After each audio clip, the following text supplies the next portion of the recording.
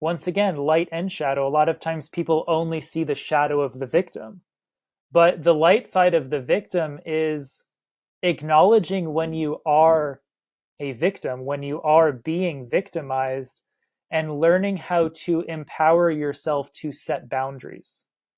So, a lot of healing the inner victim is healing the need for boundaries, setting clear boundaries in relationship. Because the truth is, most people feel victimized when a boundary is being crossed. For example, someone's a victim of physical abuse when a physical boundary is being crossed. So there's a difference between being a victim and playing the victim, right? Being a victim is saying, wow, I'm being abused in this marriage. I need to get out of this marriage. So the victim empowers itself to take action and make a change and seek safety, right? So that's the light side of the victim. To say I'm not a victim when you're being abused would be ridiculous. You want to acknowledge the role and now take action and do something about it. The shadow side is what most people are aware of, which is when we're playing the victim. And playing the victim is paradoxically how we gain a sense of power and control by playing a powerless role, right? The victim represents one's relationship with power.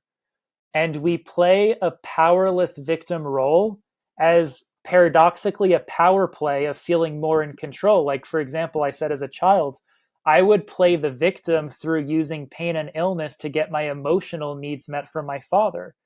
So I'm playing a powerless victim role to attract a rescuer, which gives me the love, compassion, empathy, and attention that I'm looking for. The victim really represents your relationship with your own power and where you use a powerless role as a way of getting certain needs met.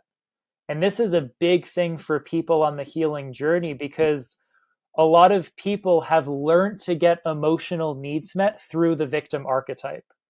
And one of the ways we do it is by attracting a rescuer, which allows us to feel significant. And a big thing for people to take a look at is what's called the victim triangle. And the victim triangle is something that actually shows up in almost every area of our life, and actually every industry uses the victim triangle as a way of kind of luring us into whatever it is that they're trying to sell. So you have some pain in your body, your pain is the villain, you're the victim of it, and this pill is the rescuer.